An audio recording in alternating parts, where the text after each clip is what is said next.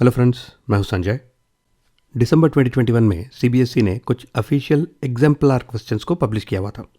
अब ये exemplar questions यानी एग्जाम्पल क्वेश्चंस जो है वो कंप्लीट क्वेश्चन पेपर्स नहीं थे, बल्कि कुछ चुनिंदा क्वेश्चंस थे फॉर ईच सब्जेक्ट। जहाँ तक सीडीपी का सवाल है तो पेपर 1 में उन्होंने 7 क्वेश्चंस रिलीज़ किया था और पेपर 2 में उन्होंने 7 क्वेश्चंस रिलीज़ किया था। तो इस वीडियो में हम इन 14 क्वेश्चंस को सॉल्व करेंगे।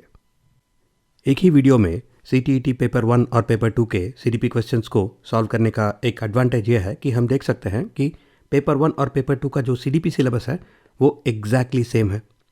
बस डिफरेंस यहाँ पे आता है कि पेपर 1 के सिलेबस में मेंशन है कि child development for primary school child और पेपर 2 के सिलेबस में मेंशन है child development for elementary school child. बाकी सारे थियरीज और कॉन्सेप्ट्स जो है वो एग्जैक्टली सेम है। तो ये प्राइमरी स्कूल चाइल्ड और एलिमेंट्री स्कूल चाइल्ड, ये डिफरेंस कहाँ देखने को मिलेगा? वेल, कुछ थियरीज में, जैसे कि पियाजे का थियरी है जहाँ पे अलग अलग एज ग्रुप होते हैं। तो उसके बेसिस पे जो क्वेश्चंस दिए जाते हैं पेपर 1 में वो प्राइमरी स्कूल चाइल्ड से संबंधित हो सकते हैं और जो पेपर 2 के क्वेश्चन हैं वो एलिमेंट्री स्कूल चाइल्ड से संबंधित हो सकते हैं। लेकिन अगर आप इन थियरीज को और कॉन्सेप्ट्स को ठीक से समझ लेते हो तो आप क्वेश्चन को आंसर कर सकते हो, चाहे वो पेपर 1 में हो वो पेपर 2 में हो। बाकी वीडियोस की तरह ये वीडियो भी अवेलेबल है 2 वर्जन्स में, इंग्लिश एक्सप्लेनेशन और हिंदी एक्सप्लेनेशन वर्जन्स में। अगर आप यूट्यूब पे हमारे चैनल पे जाएंगे और इस डाउन एरो पे क्लिक करेंगे और प्लेलिस्ट्स बटन पे दबाएंगे तो आपको अलग अलग प्लेलिस्ट मिल जाएंगे। तो जो भी प्लेलिस्ट आपके एग्जाम प्रिपरेशन के लिए यूज़फुल है आप उसे वॉच कर सकते हो। तो चलिए शुरू करते हैं। During a task Saina is talking to herself, यानी साइना कोई एक एक्टिविटी या फिर एक टास्क कर रही है जिसके दौरान वो खुद अपने आप से बातें कर रही है कि किस तरह से वो उस टास्क को कंप्लीट कर सकते हैं, किस तरह से वो उस टास्क पे प्रोसीड कर सकती है। तो लेव वाइगॉट्स्की की थियरी के अनुसार इस तरह के प्राइवेट स्पीच को हम क्या बुला सकते हैं, ये किस लिए यूज़ किया जाता है? जब हम वाइगॉट्स्की की थियरी के बारे में डिस्कस कर रहे थे तो हमने ये बात किया था कि वाइगॉट्स्की के अनुसार 3 तरह के स्पीच होते हैं: सोशल स्पीच, प्राइवेट स्पीच और silent inner speech. Social speech normal speech होता है। जब भी हम दूसरे लोगों से बातें करते हैं तो हम सोशल स्पीच यूज़ कर रहे हैं। लेकिन प्राइवेट स्पीच और साइलेंट इनर स्पीच जो है वो हम खुद अपने आप से बातें करने के लिए यूज़ करते हैं। जब भी हम खुद अपने आप को कुछ इंस्ट्रक्शंस दे रहे हैं या फिर खुद अपने आप को कुछ गाइडेंस कर रहे हैं तो वहाँ पे हम प्राइवेट स्पीच या फिर साइलेंट इनर स्पीच का इस्तेमाल करते हैं। तो दोनों प्राइवेट स्पीच और साइलेंट इनर स्पीच का जो पर्पस है वो होता है सेल्फ गाइडेंस और सेल्फ रेगुलेशन। तो यहाँ पे करेक्ट आंसर है self regulation. Silent inner speech या फिर प्राइवेट स्पीच कॉग्निटिव इमेच्योरिटी नहीं है, एगोसेंट्रिसिज्म नहीं है और ये एक साइकोलॉजिकल डिसऑर्डर डेफिनेटली नहीं है। तो अब ये प्राइवेट स्पीच और साइलेंट इनर स्पीच के बीच में क्या डिफरेंस है? वेल, प्राइवेट स्पीच अक्सर छोटे बच्चे इस्तेमाल करते हैं क्योंकि वो सेल्फ कॉन्शियस नहीं होते, राइट? वो ये सोचते नहीं है कि अगर मैं खुद अपने आप से बातें करूंगा तो दूसरे लोग क्या सोचेंगे, और उनको ये परवाह नहीं होता कि दूसरे लोग अगर उनके थॉट्स सुनते हैं तो क्या होगा, राइट? तो छोटे बच्चे जो है वो यूजुअली प्राइवेट स्पीच इस्तेमाल करते हैं। और जब हम थोड़े बड़े हो जाते हैं तो तब हम थोड़ा सेल्फ कॉन्शियस हो जाते हैं और हमें ये भी एक परवाह रहता है कि दूसरे लोग हमारे थॉट्स नहीं सुन पाए। तो इसलिए हम जब प्राइवेट स्पीच इस्तेमाल करते हैं तो हम मन ही मन इस्तेमाल करते हैं, राइट? लाउडली नहीं बोलते हैं। तो ये साइलेंट इनर स्पीच बन जाता है। तो ये डिफरेंस है between silent inner speech and private speech. एक बच्चा जो है वो ये आर्ग्यू कर रहा है कि कभी भी कोई एक मेडिकल शॉप यानी केमिस्ट शॉप से कोई भी एक मेडिसिन को चुराना नहीं चाहिए, क्योंकि जो भी ऐसा चोरी करता है वो पकड़ा जाता है और उसे जेल भेज दिया जाएगा। तो कोलबर्ग के थियरी के अनुसार ये बच्चा मॉरल अंडरस्टैंडिंग के किस स्टेज में है, ये हमें आइडेंटिफाई करना है। अब यहाँ पे बच्चे का आर्ग्यूमेंट क्या है कि अगर वो चोरी करने से किसी की जान भी बच सकती है, that is saving a human life, फिर भी उसे चोरी नहीं करना चाहिए क्योंकि वो पकड़ा जाएगा और उसे जेल भेज दिया जाएगा। तो लोगों को जेल किस लिए भेजा जाता है? जब वो चोरी करते हैं तो वो कोई एक लॉ को ब्रेक कर रहे हैं, क्योंकि लॉ के अनुसार चोरी करना जो है वो एक क्राइम है और कोई पकड़ा जाता है तो उसे जेल भेज दिया जाता है। तो इस तरह से बच्चा सिर्फ ये आर्ग्यू कर रहा है यहाँ पे कि एक लॉ है जो बोलता है कि किसी को चोरी नहीं करना चाहिए, तो इसलिए वो चोरी नहीं करेगा। तो जब हम Kohlberg's stages of moral development theory को देखते हैं तो लेवल 2 में स्टेज 4 जो है वो है ओबेइंग लॉ एंड ऑर्डर, यानी कि एक लॉ एंड ऑर्डर को ओबे करना। तो यहाँ पे बच्चा क्या इंस्ट्रूमेंटल पर्पस ओरिएंटेशन स्टेज में है? नहीं। क्या सोशल ऑर्डर मेंटेनिंग स्टेज में है? नहीं। या फिर वो यूनिवर्सल एथिकल प्रिंसिपल्स के बारे में सोच रहा है? नहीं। बच्चा सिर्फ ये कह रहा है कि मुझे उस लॉ को ओबे करना है, यानी ओबीडियंस, क्योंकि अगर मैं उस लॉ को ओबे नहीं करूँगा, राइट, तो मुझे पनिशमेंट मिलेगा। तो बच्चा जो है वो punishment and obedience orientation stage में है, यानी कि वो स्टेज 4 में है लेवल 2 के अंतर्गत।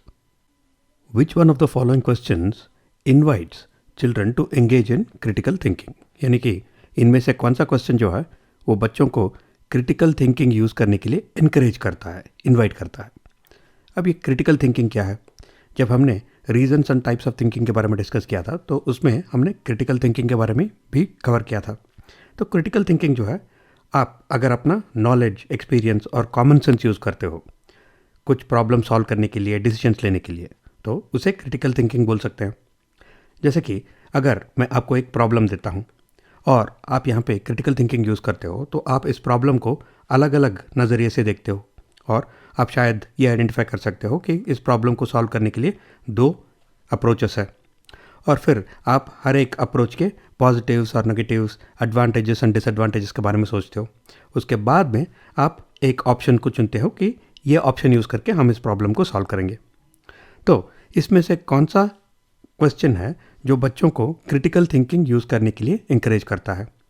पहला है do you know the answer to this, यानी कि आप सिर्फ ये पूछ रहे हो कि इस प्रॉब्लम का क्या तुम्हें आंसर मालूम है? तो सिर्फ ये एक ही अप्रोच के बारे में बात कर रहा है। Next, what is the right answer to this question, यानी इस क्वेश्चन का करेक्ट आंसर कौन सा है? तो यहाँ पे भी एक ही अप्रोच का जिक्र हो रहा है।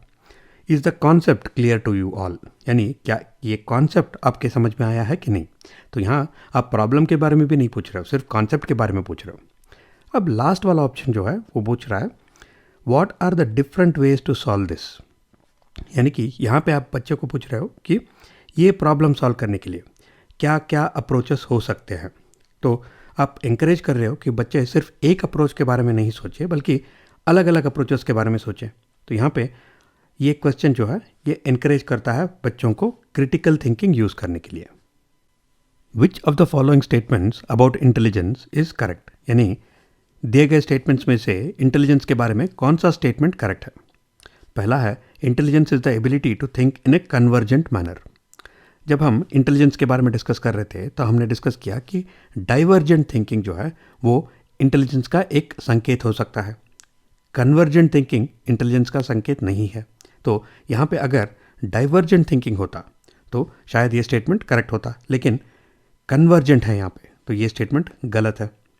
Intelligence is a relatively permanent change in behaviour as a result of experience, ये स्टेटमेंट भी गलत है, क्योंकि नॉलेज या फिर लर्निंग जो है वो एक relatively permanent change in behaviour as a result of experience होता है, राइट, इंटेलिजेंस नहीं। फॉर एग्जांपल, अगर पहली बार मैं एक कैंडल के आग में अपना उंगली डाल देता हूँ, राइट, तो जलता है उंगली, तब मुझे एक्सपीरियंस हो जाता है कि कैंडल के फ्लेम में उंगली डालने से क्या होता है, राइट। अगली बार अगर मैं कैंडल का फ्लेम देखता हूँ तो क्या मैं उसमें उंगली डालूंगा? नहीं। क्यों नहीं डालूंगा? क्योंकि मेरे पास एक नॉलेज है कि उंगली डालने से उंगली जलता है, मेरे पास ऑलरेडी एक लर्निंग है, राइट। तो उस लर्निंग या फिर वो नॉलेज की वजह से मेरे बिहेवियर में एक चेंज हो जाता है, राइट। इसमें इंटेलिजेंस तो नहीं लगता ना, राइट, यहाँ पे नॉलेज या फिर लर्निंग का इस्तेमाल हो रहा है, तो ये स्टेटमेंट गलत है। Next, intelligence is the ability that helps in predicting how good a person would be in a particular profession, ये भी गलत है, क्योंकि ये ज़रूरी नहीं कि आप प्रेडिक्ट कर सके कि कौन सा पर्सन जो है वो एक पर्टिकुलर प्रोफेशन में सक्सेसफुल होगा। अगर मुझे कोई सब्जेक्ट बहुत ही अच्छी तरह से आता है, राइट, ये ज़रूरी नहीं कि मैं उस सब्जेक्ट में एक अच्छा टीचर बनूंगा, क्योंकि वो सब्जेक्ट शायद मुझे आता है, लेकिन वो सब्जेक्ट किस तरह से सिखाना है वो मुझे आता है कि नहीं, वो अलग बात है, राइट। इसी तरह से अगर कोई व्यक्ति जो है वो फिज़िक्स में, केमिस्ट्री में, बायोलॉजी में उसका परफॉर्मेंस बहुत ही अच्छा है, तो ये ज़रूरी नहीं कि वो एक अच्छा डॉक्टर बनेगा, राइट। तो इस तरह से हम प्रेडिक्ट नहीं कर सकते कि कौन सा पर्सन जो है वो किस प्रोफेशन में सक्सेसफुल होगा। तो ये स्टेटमेंट गलत है। लास्ट वाला है intelligence is multidimensional involving several abilities not entirely measurable by intelligence tests. ये स्टेटमेंट करेक्ट है, क्योंकि जब हम multiple intelligence theory by Harvard Gardner के बारे में डिस्कस कर रहे थे तो उसमें हमने देखा कि इंटेलिजेंस जो है वो कई किस्म के होते हैं, राइट। और ये सारे टाइप्स ऑफ इंटेलिजेंस को हम इंटेलिजेंस टेस्ट यूज़ करके मेजर नहीं कर सकते, क्योंकि नेचुरलिस्टिक इंटेलिजेंस को आप किस तरह से मेजर करोगे, म्यूजिकल इंटेलिजेंस को आप किस तरह से मेजर करोगे। तो इस तरह से इंटेलिजेंस मल्टीपल डायमेंशंस में होता है, यानी इतने सारे तरीके के इंटेलिजेंस हो सकते हैं। और ये सारे टाइप्स ऑफ इंटेलिजेंस को हम इंटेलिजेंस टेस्ट यूज़ करके मेजर नहीं कर सकते। तो ये स्टेटमेंट करेक्ट है। Repeatedly asking children to engage in learning activities either to avoid a punishment or to gain a reward can result in which of the following। यानी अगर हम बच्चों को कोई भी एक लर्निंग एक्टिविटी में पार्टिसिपेट करने के लिए मजबूर करते हैं, या तो उन्हें पनिशमेंट का डर देके या फिर उन्हें एक रिवॉर्ड का लालच देके, यानी बच्चे उस लर्निंग एक्टिविटी में सिर्फ इसलिए पार्टिसिपेट कर रहे हैं क्योंकि उनको पनिशमेंट अवॉइड करना है या फिर उनको उस रिवॉर्ड का लालच है। तो अगर बार बार यही हम दोहराते रहेंगे तो इसका रिजल्ट क्या होगा, परिणाम क्या होगा। अब जब हम मोटिवेशन के बारे में डिस्कस कर रहे थे तो हमने डिस्कस किया कि मोटिवेशन दो तरह के होते हैं, इंट्रिंसिक यानी इंटरनल मोटिवेशन, एक्सट्रिंसिक यानी एक्सटर्नल मोटिवेशन। अब यहाँ पे किस तरह का मोटिवेशन का इस्तेमाल हो रहा है, अवॉइडिंग पनिशमेंट या फिर एक्सपेक्टिंग ए रिवॉर्ड और ए गेन। अब अवॉइडिंग पनिशमेंट वो एक एक्सटर्नल मोटिवेशन है और रिवॉर्ड, रिकग्निशन, गेन ये भी एक एक्सटर्नल मोटिवेशन है। तो हम यहाँ पे एक्सटर्नल मोटिवेशन यूज़ करके बच्चों को एक लर्निंग एक्टिविटी में पार्टिसिपेट करने के लिए मजबूर कर रहे हैं। अब ऐसा करने से क्या होगा, क्या एक्सट्रिंसिक मोटिवेशन डिक्रीज हो जाएगा? नहीं, यहाँ पे हम सिर्फ एक्सट्रिंसिक मोटिवेशन का इस्तेमाल कर रहे हैं ना, तो वो डिक्रीज कैसे हो रहा है, तो ये गलत है। इंक्रीजेस इंट्रिंसिक मोटिवेशन, यहाँ पे हम इंट्रिंसिक यानी इंटरनल मोटिवेशन यूज़ ही नहीं कर रहे हैं, तो ये स्टेटमेंट भी गलत है। Next, would encourage children to acquire knowledge and skills for their own development. यहाँ पे बच्चे खुद अपने इंटरेस्ट से ये काम नहीं कर रहे, वो खुद अपने डेवलपमेंट के लिए कुछ नहीं कर रहे। अगर कर रहे होते तो वो इंट्रिंसिक मोटिवेशन की वजह से होता। यहाँ पे क्योंकि एक्सट्रिंसिक मोटिवेशन का इस्तेमाल हो रहा है, तो इसका मतलब है कि बच्चे खुद अपने इंटरेस्ट से कुछ नहीं कर रहे यहाँ पे, तो ये स्टेटमेंट भी गलत है। तो एक ही ऑप्शन बचता है, वो है decreases children's natural interest and curiosity involved in learning. यानी कि वो इंट्रिंसिक मोटिवेशन को डिक्रीज करता है और एक्सट्रिंसिक मोटिवेशन यानी एक्सटर्नल मोटिवेशन को इंक्रीज करता है। अगर हम बार बार उन्हें पनिशमेंट अवॉइड करने के वजह से या फिर एक रिवॉर्ड के लालच की वजह से कोई भी काम करा रहा है तो decreases children's natural interest correct and curiosity involved in the learning, तो ये स्टेटमेंट करेक्ट है। The teacher was observing Vinod as he was engaged in making a model. The model was a replica of the city of Mirzapur, and Vinod had built a new monorail transport system with plaster of Paris. He created a mental map of the proposed transport network and translated it onto the replica connecting the key junctions of the city. Vinod presents us with an example of which of the following types of intelligence. यानी विनोद एक model बना रहा था। वो model किस चीज़ का था? City of Mirzapur का वो एक मॉडल बना रहा था, राइट। और उस मॉडल के ऊपर उसने एक मोनोरेल ट्रांसपोर्ट सिस्टम यानी एक मेट्रो ट्रेन जैसा एक मॉडल उसने बनाया, ताकि उस सिटी के इम्पॉर्टेंट जो जंक्शंस है उनको इस मोनोरेल से या फिर मेट्रो रेल से वो कनेक्ट कर पाए। तो यहाँ पे विनोद किस तरह का इंटेलिजेंस दर्शा रहा है, right.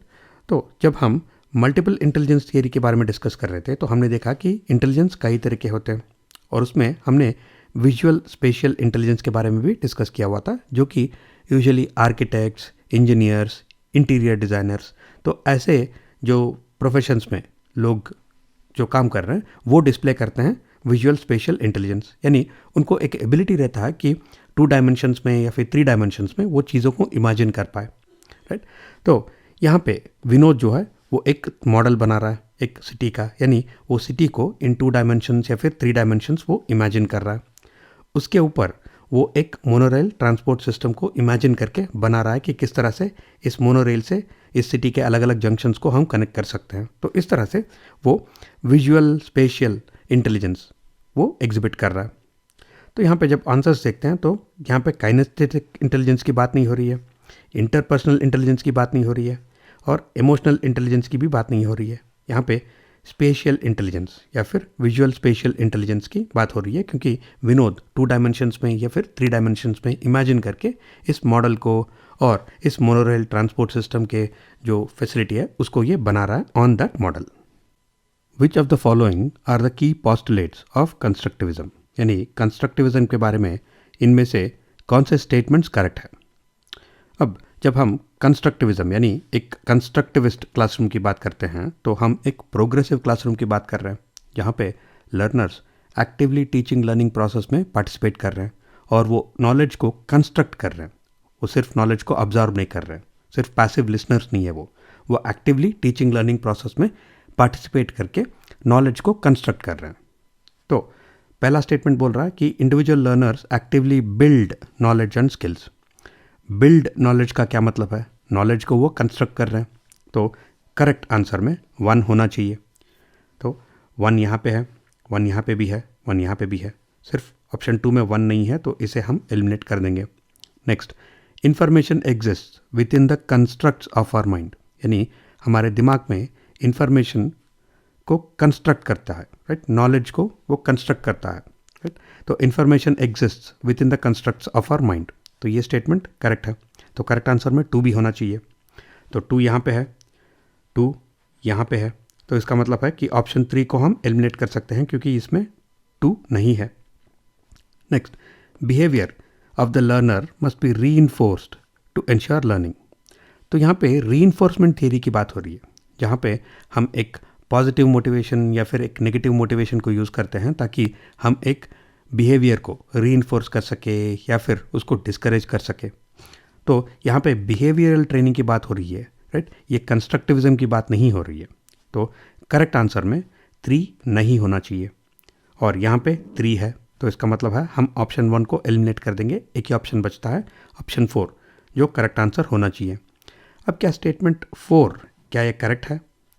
Learning is a socially mediated process, ये करेक्ट है बिकॉज यहाँ पे हमने देखा है कि एक कंस्ट्रक्टिविस्ट क्लासरूम में लर्नर जो है वो टीचर के साथ, अपने पीयर्स के साथ, अपने क्लासमेट्स के साथ एक्टिवली इंटरेक्ट करते हैं और उसके थ्रू भी वो नॉलेज को बिल्ड करते हैं। तो सोशल फैक्टर का बहुत ही एक इम्पॉर्टेंट पार्ट होता है, एक इम्पॉर्टेंट कंट्रीब्यूशन होता है for learning in A constructivist classroom. अगर हम वाइगॉट्स्की की थियरी को भी देखते हैं तो वहाँ पे भी SCL की बात हो रही है, यानी सोशल फैक्टर्स की भी बात करते हैं वो, कि वो बहुत ही ज़रूरी होते हैं in cognitive development in the process of learning. तो learning is a socially mediated process, ये करेक्ट स्टेटमेंट है। तो इसका मतलब है कि 1, 2 और 4 तीनों करेक्ट स्टेटमेंट है। इस क्वेश्चन में हमें यह बताया गया है कि एक दिन नूर स्कूल जाते समय अपना टिफ़िन बॉक्स भूल जाती है और स्कूल जाके वो तानिया से ये कहती है कि कल मैंने तुम्हारे साथ अपना टिफ़िन बॉक्स शेयर किया था, तो आज तुम अपना टिफ़िन बॉक्स मेरे साथ शेयर करो। तो नूर का ये जो स्टेटमेंट है, उसका ये जो बिहेवियर है, ये कोलबर्ग के थियरी ऑफ मॉरल डेवलपमेंट में किस तरह का ओरिएंटेशन को दर्शाता है और किस स्टेज में आता है। अब इस क्वेश्चन को हम 2 तरह से आंसर कर सकते हैं। या तो अगर हम Kohlberg stages of moral development theory से कम्प्लीटली वाकिफ़ है तो हम नूर के इस बिहेवियर को, इस स्टेटमेंट को एनालाइज करके आइडेंटिफाई कर सकते हैं कि ये किस स्टेज में या फिर किस लेवल में आता है। या फिर अगर हम सिंपल कॉमन सेंस यूज़ करते हैं तो भी इस क्वेश्चन को इजीली आंसर कर सकते हैं। अगर हम देखते हैं कि यहाँ पे नूर क्या कर रही है, उसका बिहेवियर बहुत ही सिंपल है। वो सिर्फ ये कह रही है कि कल मैंने अपना टिफ़िन बॉक्स तुम्हारे साथ शेयर किया था, तो आज तुम तुम्हारा टिफ़िन बॉक्स मेरे साथ शेयर करो। तो क्या वो कोई भी लॉ एंड ऑर्डर को ओबे करने की कोशिश कर रही है? नो। क्या वो कोई रूल को ओबे करने की कोशिश कर रही है? No. Is she being nice? No. यहाँ पे सिंपल एक्सचेंज की बात हो रही है ना, कि कल मैंने अपना टिफ़िन बॉक्स तुम्हारे साथ शेयर किया था, आज तुम्हारा टिफ़िन बॉक्स मेरे साथ शेयर करो। तो एक्सचेंज, ये लॉजिकली करेक्ट आंसर है। तो ऑप्शन 4 करेक्ट आंसर होना चाहिए। अब अगर हम Kohlberg stages of moral development theory से कम्प्लीटली वाकिफ़ है तो हम आइडेंटिफाई कर सकते हैं कि ये जो नूर का बिहेवियर है, क्विड प्रो क्वो, यानी मैंने तुम्हारे लिए ये किया था तो आज तुम मेरे लिए ये करो, राइट। तो वो बिहेवियर जो है वो स्टेज 2 में आता है, जो कि लेवल 1 में है। तो प्री कन्वेंशनल लेवल में स्टेज 2 जो बात करता है इंडिविजुअलिज्म एंड एक्सचेंज के बारे में, या फिर एक्सपेक्टिंग ए रिवॉर्ड के बारे में, तो वो प्री कन्वेंशनल स्टेज होना चाहिए।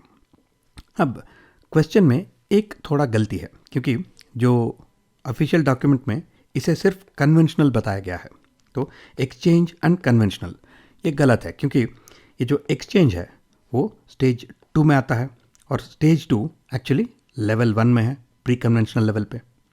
तो इसे यहाँ पे एक्सचेंज और प्री कन्वेंशनल होना चाहिए था, एक्सचेंज और कन्वेंशनल, क्योंकि एक सिर्फ एक्सचेंज और कन्वेंशनल अगर यहाँ पे आंसर चॉइस है तो सारे ऑप्शंस जो है वो गलत होंगे और इस क्वेश्चन को चैलेंज किया जा सकता है। तो इस तरह का एक्सचेंज जो होता है, या फिर एक्सपेक्टिंग ए रिवॉर्ड होता है, या फिर क्विड प्रो क्वो होता है, वो स्टेज 2 में आता है, जो कि प्री कन्वेंशनल लेवल में है। अगर एक टीचर क्लासरूम में 6 to 8 ईयर्स के बच्चों को सिखा रही है, तो पियाजे के थियरी ऑफ कॉग्निटिव डेवलपमेंट के अनुसार उसे किस तरह का अप्रोच यूज़ करना चाहिए, यानी कि दिए गए ऑप्शंस में से कौन सा अप्रोच सही होगा अगर आप 6 to 8 ईयर्स के बच्चों को सिखा रहे हो इन द क्लासरूम।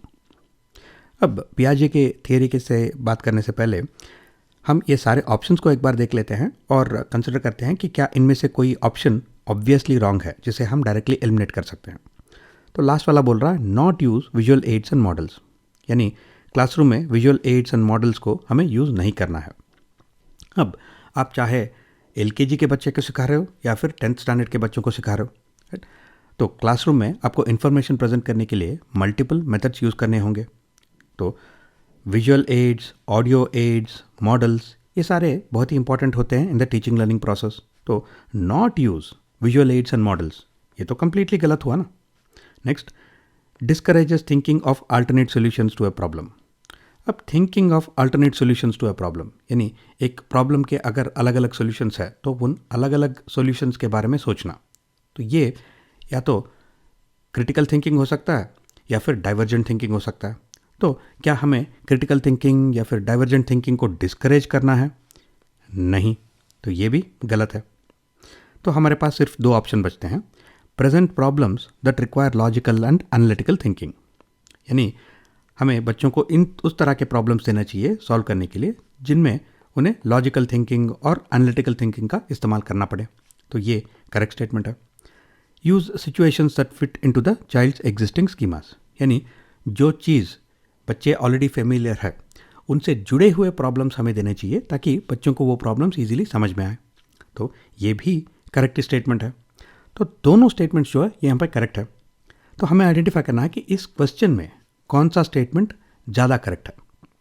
अब यहाँ पे 6 to 8 ईयर्स की बच्चों की बात हो रही है, तो 6 to 8 ईयर्स, तो यहाँ पे अगर हम 7 to 8 ईयर्स देखते हैं तो ये बच्चे जो है ये ज़्यादातर कॉन्क्रीट ऑपरेशनल स्टेज में है ऑलरेडी। और कॉन्क्रीट ऑपरेशनल स्टेज का एक खासियत यह है कि यहाँ पे बच्चे लॉजिकल थिंकिंग या फिर एनालिटिकल थिंकिंग को ऑलरेडी वो अंडरस्टैंड कर सकते हैं। तो उनका logical thinking ability, analytical thinking ability अभी अभी डेवलप हो रहा है, राइट। तो टीचर को भी उस तरह के प्रॉब्लम्स देना चाहिए जिनमें उनको अपना लॉजिकल थिंकिंग और एनालिटिकल थिंकिंग को यूज़ करने का मौका मिले ताकि उनको वो एट्रीब्यूट्स डेवलप करने में हम मदद करें। तो इसका मतलब है कि present problems that require logical and analytical thinking जो है ज़्यादा करेक्ट है। और use situations that fit into the एक चाइल्ड्स एग्जिस्टिंग स्कीमा, ये भी करेक्ट है, लेकिन ये ज़्यादातर छोटे बच्चों के लिए ये करेक्ट अप्रोच हो सकता है।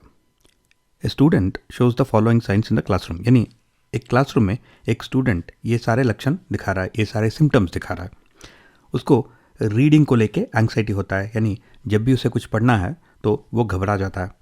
और difficulty in recognising words and letters, यानी वर्ड्स एंड लेटर्स को रिकग्नाइज करने में उसको तकलीफ होती है। और उसका वोकैबुलरी स्किल्स भी बहुत ही कमज़ोर है। और जो भी वो पढ़ता है उसे समझने में और याद रखने में उसे डिफ़िकल्टी होती है। तो ये सारे जो सिम्टम्स हैं ये किसका इंडिकेशन है? तो इन सब में कॉमन क्या है? तो पहले स्टेटमेंट में बोल रहे हैं एंग्जाइटी अराउंड रीडिंग, दूसरे स्टेटमेंट में difficulty in recognising words and letters, और लास्ट वाला स्टेटमेंट बोल रहा है difficulty with understanding and remembering what was red. तो जब हम कॉग्निटिव एंड इंटेलेक्चुअल डिसेबिलिटीज़ के बारे में डिस्कस कर रहे थे तो वहाँ पे हमने डिसलेक्सिया के बारे में भी डिस्कस किया था। डिसलेक्सिया यानी difficulty in reading due to problems identifying speech sounds and learning how they relate to letters and words. तो यहाँ पे क्लियरली डिसलेक्सिया को डिस्क्राइब किया जा रहा है। तो डिसलेक्सिया क्या होता है? ये ऑटिज़म नहीं है, ये एक क्रिएटिव स्टूडेंट के सिम्टम्स नहीं है और ये मेंटल इम्पेयरमेंट भी नहीं है। डिसलेक्सिया एक कॉग्निटिव डिसेबिलिटी या फिर एक लर्निंग डिसेबिलिटी है। तो ऑप्शन 3 यहाँ पे करेक्ट आंसर है। हवर्ड गार्डनर के थियरी ऑफ मल्टीपल इंटेलिजेंसेस के अनुसार अगर कोई भी व्यक्ति नीचे दिए गए तरह के कैरेक्टरिस्टिक्स को डिस्प्ले करता है, एबिलिटीज़ को डिस्प्ले करता है, तो उसे किस तरह का इंटेलिजेंस कहा जाता है? तो कैरेक्टरिस्टिक्स है ability to detect and respond appropriately to the moods, temperaments, motivations and intentions of others. यानी ये व्यक्ति जो है वो दूसरे लोगों के मूड्स, टेम्परमेंट्स, मोटिवेशंस और इंटेंशंस को पहचान सकता है, डिटेक्ट कर सकता है और अप्रोप्रिएटली वो रेस्पॉन्ड करता है। तो अब मूड्स, टेम्परमेंट्स, मोटिवेशंस और इंटेंशंस फीलिंग्स होते हैं। और जब हम हवर्ड गार्डनर के थियरी के बारे में डिस्कस कर रहे थे तो हमने डिस्कस किया था कि अगर कोई व्यक्ति अपने खुद के फीलिंग्स को आइडेंटिफाई कर पाता है और अप्रोप्रिएटली रेस्पॉन्ड कर पाता है तो उसे हम इंट्रापर्सनल इंटेलिजेंस कहते हैं। और कोई भी व्यक्ति अगर दूसरे लोगों के फीलिंग्स को वो आइडेंटिफाई कर पाता है, डिटेक्ट करता है और अप्रोप्रिएटली वो रेस्पॉन्ड करता है तो उसे हम इंटरपर्सनल इंटेलिजेंस बुलाते हैं। तो यहाँ पे इंटरपर्सनल इंटेलिजेंस की बात हो रही है। तो ऑप्शन 3 यहाँ पे करेक्ट आंसर है। दिए गए ऑप्शंस में से कौन सा एक ऑप्शन एक एक्सट्रिंसिक मोटिवेशन का एग्जाम्पल है?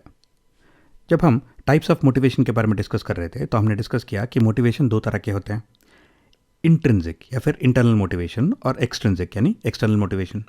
जब भी हम कोई भी काम करते हैं अपने खुद के इंटरेस्ट की वजह से, अपने खुद के नीड्स की वजह से, तो अगर वो जो मोटिवेशन है उस काम को करने का वो हमारे अंदर से आ रहा है, खुद से आ रहा है, तो उसे इंटरनल या फिर इंट्रिंसिक मोटिवेशन बुलाया जाता है।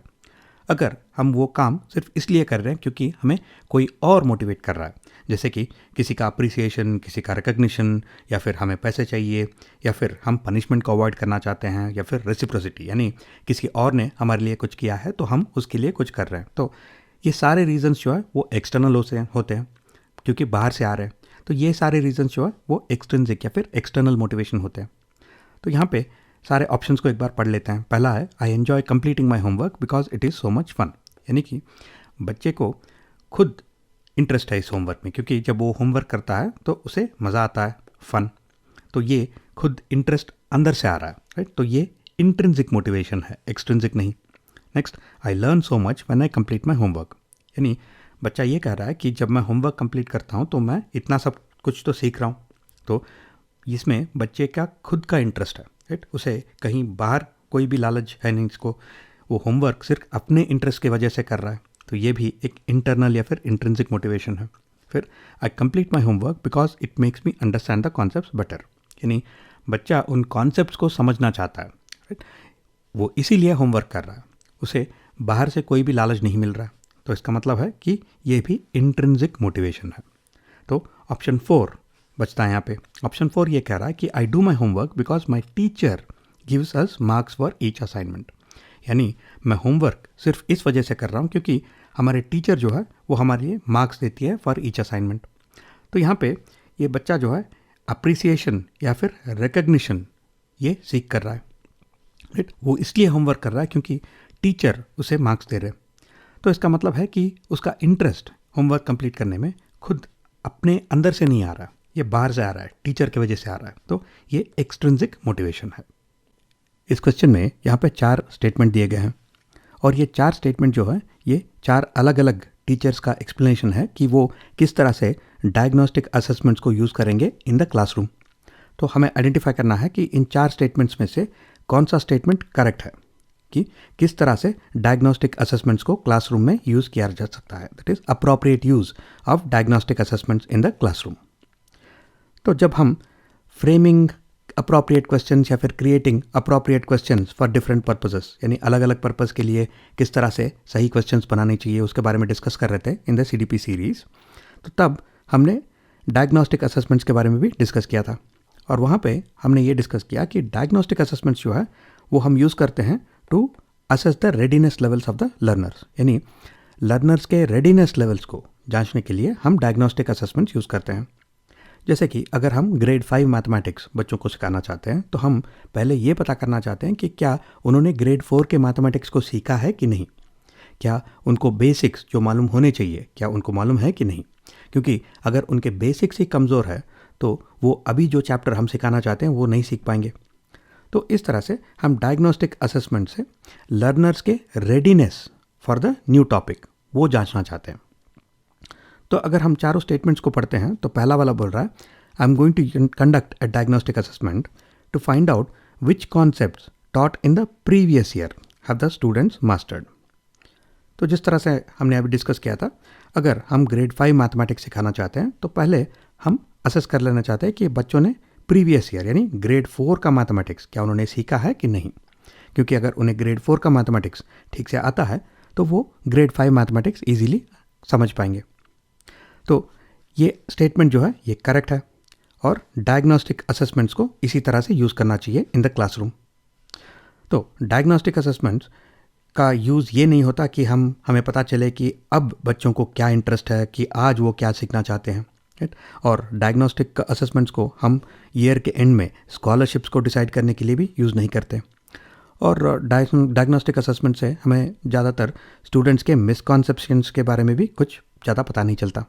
तो इन 4 ऑप्शंस में से स्टेटमेंट 1 जो है वो करेक्ट है। एक बच्ची है सिमी और एक दिन सिमी क्या करती है, वो 1 घंटा डेडिकेटेड टाइम निकालती है पढ़ाई के लिए और उस 1 घंटे में वो एक टफ असाइनमेंट को कंप्लीट करती है।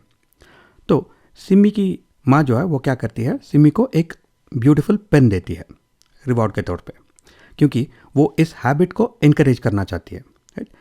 और यहाँ पे हमें आइडेंटिफाई करना है कि सिमी की माँ जो है वो कौन सा साइकोलॉजिकल प्रिंसिपल यूज़ कर रही है। तो अगर हम इस सिचुएशन को एनालाइज करते हैं तो सिमी ने क्या किया, उसने कुछ डेडिकेटेड टाइम निकाला है पढ़ाई के लिए और उस टाइम में उसने एक अच्छा टफ असाइनमेंट जो है उन्होंने कंप्लीट किया है। तो सिमी की माँ जो है वो इस डेडिकेटेड टाइम फॉर स्टडीज़ को इनकरेज करना चाहती है कि रोज़ तुम 1 घंटा निकालो स्टडीज़ के लिए, राइट। तो इसको एक हैबिट बनाना चाहती है सिमी की माँ। जब हम एक प्रीवियस वीडियो में B.F. स्किनर का ऑपरेंट कंडीशनिंग थियरी के बारे में डिस्कस कर रहे थे, जिसे थियरी ऑफ रीइंफोर्समेंट भी कहा जाता है, तो वहाँ पे हमने डिस्कस किया था कि अगर कोई भी बिहेवियर को हम इनकरेज करना चाहते हैं तो उसे रिवॉर्ड करना है और कोई भी बिहेवियर को अगर हम डिस्करेज करना चाहते हैं तो उस बिहेवियर को पनिश करना है। यानी पॉजिटिव या नेगेटिव रीइंफोर्समेंट यूज़ करके हम एक लर्नर के बिहेवियर को चेंज कर सकते हैं। तो यहाँ पे सिमी की माँ जो है वो ये रिवॉर्ड, एक खूबसूरत पेन जो है वो सिमी को दे रही है, क्योंकि वो पॉजिटिव रिवॉर्ड्स को यूज़ करना चाहती है इस डेडिकेटेड टाइम फॉर स्टडीज़ को इनकरेज करने के लिए, राइट। ये पढ़ाई का हैबिट जो है उसको इनकरेज करने के लिए। तो यहाँ पे सिमी की माँ रीइंफोर्समेंट थियरी यूज़ कर रही है, ग्रेटिफिकेशन नहीं, टोकन नहीं, क्यू भी नहीं। और इसी के साथ हम इस वीडियो को कंक्लूड करेंगे। अगर आपके कुछ क्वेश्चंस या फिर फीडबैक है तो नीचे कमेंट सेक्शन में डाल दीजिए। मैं आपसे फिर से मिलता हूँ बहुत ही जल्द अगले वीडियो में। Till then take care, stay safe.